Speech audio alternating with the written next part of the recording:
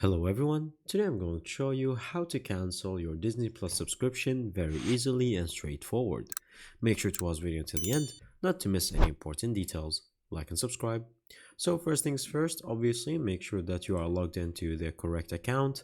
And then from here, once you make sure that you have entered your email address correctly, and then continued and everything's all done and settled, it will send you right here to your main page where you're going to click on this icon on the top right, and it's going to go to you to the account page section.